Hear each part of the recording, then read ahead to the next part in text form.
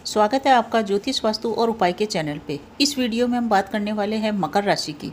मकर राशि वालों के लिए 11 अक्टूबर और 12 अक्टूबर दोनों दिन कैसे व्यतीत होंगे। ये राशिफल आकाशीय ग्रहमंडल में चंद्रमा के विचरण के आधार पे है। जिन जिन नक्षत्रों में चंद्रमा विचरण करेंगे उसी हिसाब से राशिफल बताया गया है और उसी हिसाब से उपाय भी बताए जाएंगे जो काफ़ी कारगर होते हैं।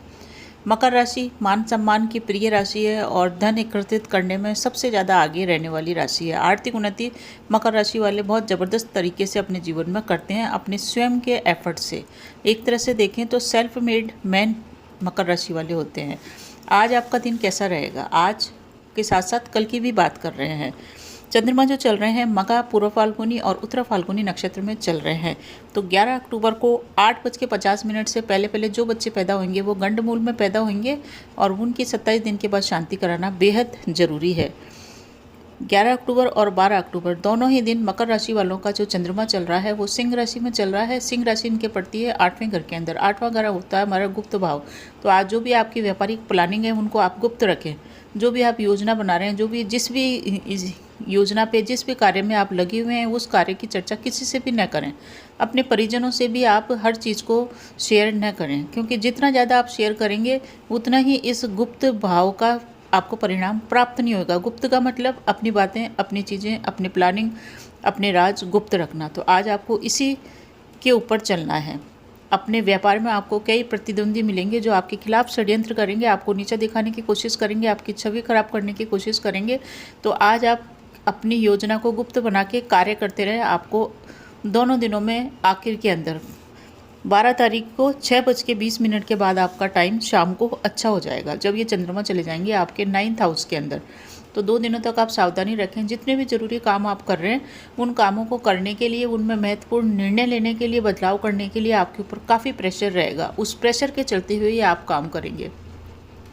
आपके जीवन में इन दोनों दिनों में आराम और सुख सुविधाओं की और ऐशो आराम की थोड़ी सी कमी रह सकती है। समय चेंज हो रहा है आपका। भौतिक सुख सुविधाएं और कमी के कारण आप अपने आप को मानसिक रूप से सबल बनाते हुए आगे चलेंगे और उसमें आप सफल होंगे। महत्वपूर्ण मुद्दों पर आपको डिसीजन लेना ही पड़ेगा, वरना आपको बाद में नुकसान होएगा। तो किसी भी काम कारोबार से संबंधित आपको कोई निर्णय लेना है तो इस समय आपको निर्णय लेना पड़ेगा। निर्णय लेते समय किसी एक्सपर्ट की राय अवश्य लें। साथ ही साथ इन दोनों दिनों में किसी को भी आप बिना मांगे सलाह न दें, क्योंकि आप बिना मांगे सलाह देंगे तो कुछ लोग आपके खिलाफ भी खड़े हो सकते हैं। इस समय विरोधी आपके जागृत रहेंगे। विरोधियों से बच के चलना है, क्योंकि विरोधियों को अगर आप जवाब देने में लग गए तो आप अपनी प्लानिंग को भी बता देंगे और अपने मन के जो भी भाव हैं उनको भी आप व्यक्त कर देंगे और अल्टीमेटली नुकसान आपको होगा। किसी भी विकट परिस्थिति में आप फंसने से इसलिए आपको बचना चाहिए। वाणी पे भी आप संयम बना के चलें। जितना हो सके शेयर मार्केट से आप दूर रहें, क्योंकि शेयर में अगर आपने पैसा इन्वेस्ट किया तो वो आपको हानि दे के ही जाएगा। कोई बड़ा इन्वेस्टमेंट आप अपने व्यापार व्यवसाय में कर रहे हैं तो वहाँ भी आपको थोड़ा सा रुकना चाहिए। किसी भी तरह के बदलाव की ओर जा रहे हैं तो आप जा सकते हैं, परंतु बदलाव बहुत ही सोच समझ के करना चाहिए। अच्छा होगा आप बदलाव 12 तारीख की शाम को 6:20 के बाद लें, जब ये चंद्रमा चले जाएंगे आपके भाग्य भाव के अंदर। आपको इस समय व्यापार व्यवसाय में कई प्रतिद्वंदी मिलेंगे और कई आपके प्रस्ताव भी आएंगे व्यापार को विस्तार करने के लिए। उन प्रस्तावों में कुछ लालची लोग आएंगे और वो आपको कुछ न कुछ प्रलोभन देंगे, तो उनके प्रलोभन से आप बचना है, क्योंकि वो प्रलोभन देंगे आपके काम कारोबार के विषय के अंदर कोई प्रस्ताव लाएंगे और उसमें अगर आप फंस गए तो आप फिर लंबे नुकसान में जाने वाले हैं।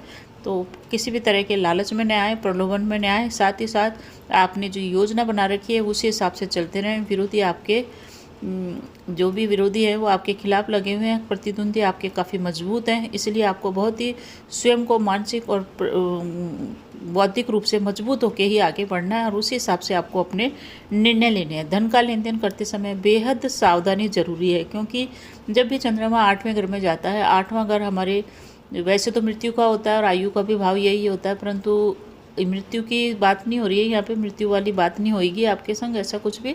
परंतु ये चंद्रमा आपके गहराई में गड्ढे में गया हुआ है, इसलिए आपको गुपचुप तरीके से काम करना पड़ेगा। जल्दबाजी भी नहीं करनी है आपको, बहुत ही धैर्य से आगे बढ़ना है। नौकरी में अगर आपने जल्दबाजी करी या अति उत्साह दिखाया तो आपके द्वारा कोई गलती हो सकती है, जिसके कारण आपको बॉस की डांट भी मिल सकती है। ये दोनों दिन लव एंड रिलेशनशिप में रहने वाले लोगों के बहुत ही बढ़िया है। उनका रिलेशनशिप अच्छा चलेगा, उनका मिलना भी होएगा और उनका कहीं बाहर घूमने का प्रोग्राम बनेगा, परंतु हो सकता है वो बाहर घूमने का प्रोग्राम आखिर में जाके चेंज हो जाए, जिसके कारण आपको थोड़ा सा परेशानी हो। वैवाहिक जीवन में थोड़ा सा वाद विवाद चलेगा, उससे आप दूर रहें और साथ ही साथ अपने जीवन साथी को प्रॉपर सम्मान दें, उसकी बात भी मानें और उसकी बात को मानते हुए अगर आपको अच्छी लगे तो करें, नहीं भी आपको अगर बात नहीं माननी है तो उनकी बात आप ध्यान से सुनें। स्वास्थ्य में आपका सुधार होता हुआ दिख रहा है, स्वास्थ्य में कोई प्रॉब्लम नहीं है। जो लोग महिलाएं हैं उन लोगों को स्वास्थ्य में प्रॉब्लम आज हो सकती है, इन दोनों ही दिनों में उनको सावधानी बरतनी पड़ेगी।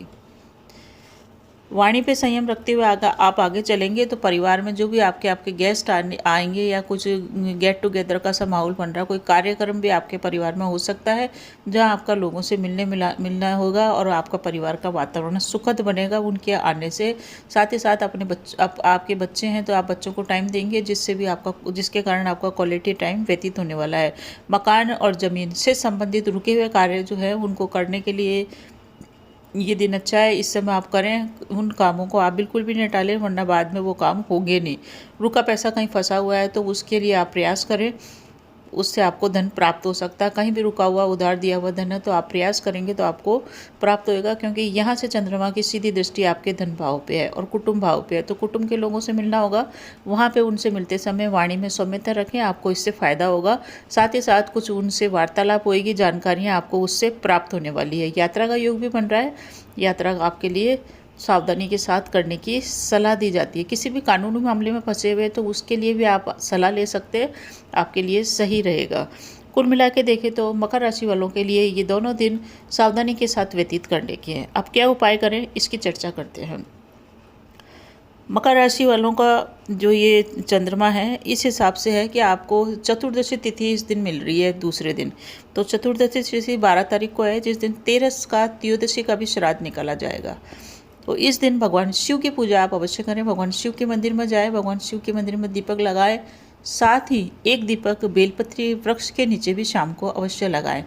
धन से संबंधित जितने भी कार्य हैं वो इस उपाय को लगातार करते रहने से आपके काफ़ी फ़ायदा आप स्वयं देखेंगे और स्वयं कमेंट करेंगे। बाकी आपके लिए समय अच्छा बीते इसके लिए आप हनुमान चालीसा का पाठ या सुंदरकांड का पाठ अपने जीवन में एक नियम बना ले कि हनुमान चालीसा का पाठ रोज़ ही करना है और अवश्य करें।